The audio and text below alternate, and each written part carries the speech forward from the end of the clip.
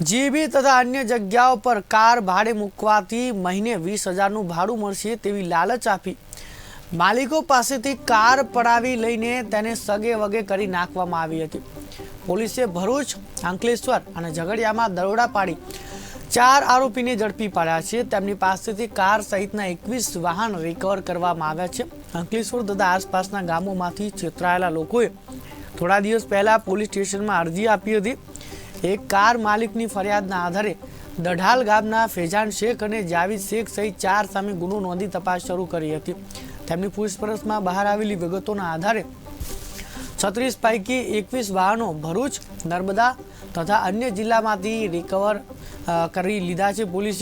Police આગળની તપાસ કરી રહી છે। જીબી તથા અન્ય કંપનીઓમાં કાર ભાડે મૂકવાના નામે કાર પડાવી લેવાના કૌભાંડમાં મુખ્ય સૂત્રધાર તરીકે પિતા પુત્ર ફૈજાન, જાવીદ હુસેન શેખ અને જાવીદ હુસેન શેખ સહિત સલીમ મંસૂરી તેમજ ઇસ્માઇલ મરઘી સામે ગુનો નોંધાવ્યો હતો, જે પૈકી ઇસ્માઇલ મરઘીની હાલ ધરપકડ કરાઈ છે।